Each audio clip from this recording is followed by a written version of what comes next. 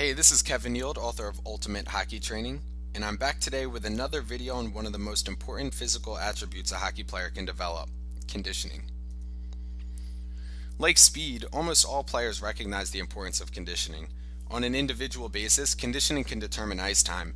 There are certain situations where, when the game is on the line, coaches are going to look to the players they know can take on the added ice time and still be successful. If a player's performance drops quickly as they fatigue, so too will their ice time. And on a team basis, which team is better conditioned can decide who wins the game. A lot of games are won or lost based on a single lapse in judgment or breakdown in positioning. Physical conditioning can have a huge impact on mental processing, and better conditioned teams can still push the pace at the end of the game, so they're more likely to cause the other team to make one of these mistakes and less likely to make it themselves. Conditioning has a lot of different names. Some people refer to it as stamina, endurance, or work capacity, and everybody defines these things a little bit differently depending on the context. The important thing to understand is that conditioning is nothing more than fatigue avoidance or fatigue delay. To an extent, fatigue is an inevitable part of the game. If players are working hard, they're going to get tired eventually. The purpose of training is to minimize the negative effects fatigue has on their performance by improving their fatigue threshold and their capacity to sustain or push through the fatigue. There's a lot that goes into developing hockey conditioning programs. We need to consider the work to rest intervals of the game, the body positions and movement patterns the players go through on the ice, and the velocity and intensity of these movements, the time of season, and the emphasized cause of fatigue. I don't want to get too deep into this because you've likely heard the rationale for these things already, but I'll mention quickly that hockey players need to be doing anaerobic interval-based conditioning and need to get off bikes during the off-season. In season, doing some work on bikes isn't a bad idea because it's low impact and not overly taxing. During the off-season though, players really need to get off the bikes. After the season, players' bodies tend to adapt to the skating position. This just means that they have short hip flexors and are basically tight through the front of their hips and chest. The fact that players spend so much time sitting throughout the day only makes the problem worse. Biking during the off-season just reinforces these negative adaptations and never allows the player to restore balance across their hips and shoulders, which is really one of the primary goals of the off-season. And steady-state aerobic training and conditioning on bikes are deeply rooted in hockey's culture, but have lost favor over the last decade because there are so many better alternatives. They're basically just outdated training strategies. But what I really want to dive into is the idea of differential mechanisms of fatigue and what players should be doing to maximize their static fatigue resistance. Now, fatigue can be defined as any decrease in performance or inability to perform a task. And this really stems from any combination of three primary mechanisms. Of these, the first two are familiar to every player. Cardiorespiratory fatigue is a failure of the body to adequately provide oxygen to the working muscles. So when a player comes back to the bench sucking wind, this is the primary fatigue mechanism. And players will recognize localized muscular fatigue in the form of a burning feeling or heaviness in their legs. In these situations, the player may be breathing just fine, but start to feel sluggish because their legs wear out. Now, neural fatigue is one of the most influential, yet least recognized aspects of fatigue. In case you didn't spend 2 years in grad school studying neuroscience like I did, basically, the nervous system consists of your brain, spinal cord, and a bunch of nerves and receptors that intertwine throughout your entire body. Your body is in a constant state of integrated communication via the nervous system. Muscles contract because the nervous system sends them a signal telling them to, and there are sensory receptors throughout your body that provide feedback to the nervous system about things like your body's location in space, the speed and quality of movement, the amount of tension in muscles, ligaments, tendons, and across joints, amongst other things.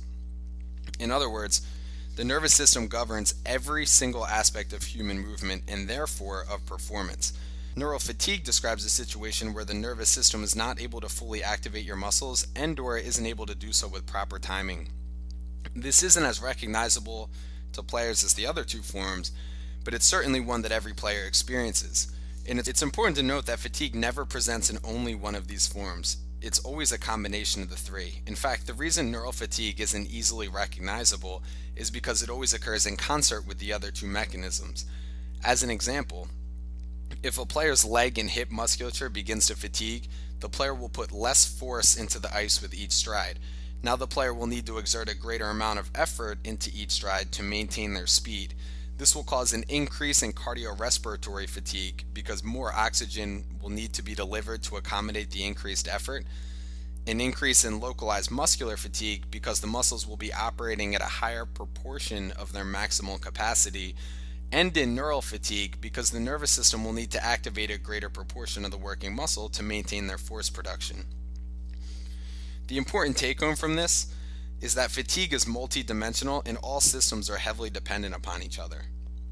Another important consideration is that fatigue mechanisms differ in dynamic and static environments. Think of it like this. If a player attempts to hold a deep knee bend position for a prolonged period of time, they'll experience some localized muscular fatigue as their legs start to burn and probably shake a bit, and some neural fatigue as an increase in neural drive will be required to maintain the body position as the muscles start to fatigue, but probably not much cardiorespiratory fatigue. This is in contrast to something like running intervals off the ice, which will induce a greater degree of cardiorespiratory fatigue compared to the other mechanisms. Like I mentioned before, all three mechanisms are always in play, but static contractions are more likely to cause fatigue related to blood occlusion. So in this situation, the contracting muscles impinge on their neighboring blood vessels, which prevents both an influx of new oxygen and fuel-rich blood and prevents the removal of the oxygen-depleted blood, which also now carries metabolic waste products that result from the muscle contracting. The accumulation of metabolic waste products also stimulates an inhibitory neural reflex that decreases the drive to the working muscle.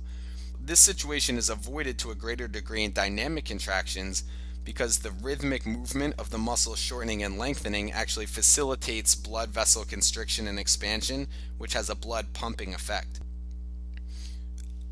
Hockey requires players to hold these deep knee bend positions and that they move from static positions into high intensity dynamic movements. Another way to look at it is that while one leg is striding, the other is performing a static contraction, and while the legs alternate, fatigue will accumulate as a result of both the static holding phase and the dynamic pushing phase of the skating stride. If you're thinking that the dynamic phase would cancel out the blood occlusion concerns of the static phase, you'd be partially right. But if you remember back to our previous example, as the player's legs fatigue, the muscles will need to work at a higher proportion of their maximal capacity to maintain the same output. Higher intensity contractions result in a greater degree of occlusion.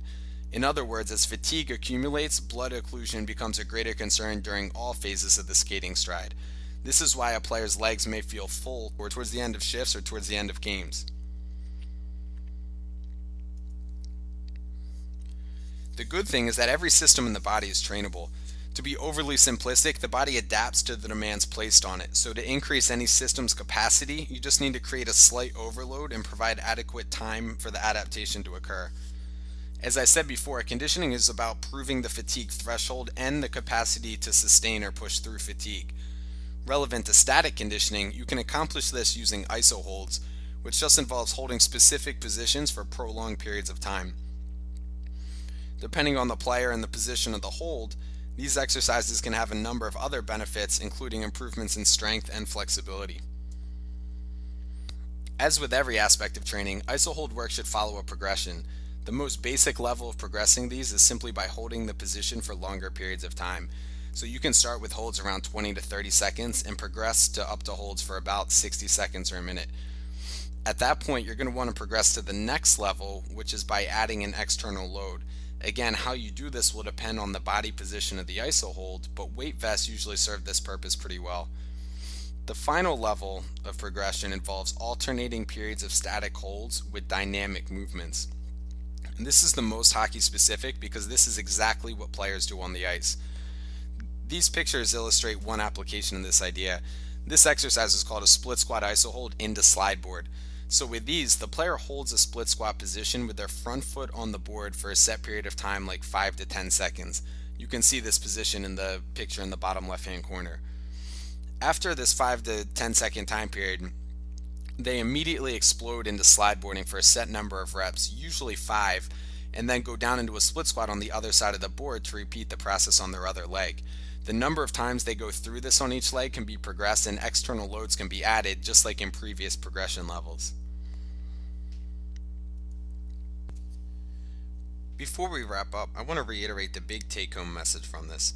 Fatigue mechanisms as they relate to hockey can be incredibly complex, with cardiorespiratory, local muscular, and neural considerations. With that said, conditioning programs for hockey don't need to be. You just need to outline and understand the demands of the game, and then create conditioning progressions that lead to a slight overload of the game's demands. In a couple days, I'm going to release the final video, which will go through exactly what every hockey training program absolutely must include and why. This will clear up a lot of the misconceptions about off-ice training and point out what the majority of players are still doing wrong. At the end of that video, I have a really special announcement for you too, so make sure you don't miss it. Again, if you know other people that will benefit from this information, whether it's other players, parents, coaches, or trainers, please forward this video along to them. Again, the more people that get access to quality information, the better it is for the game of hockey. That's it for today. I'll see you in a couple days for the final video on hockey training.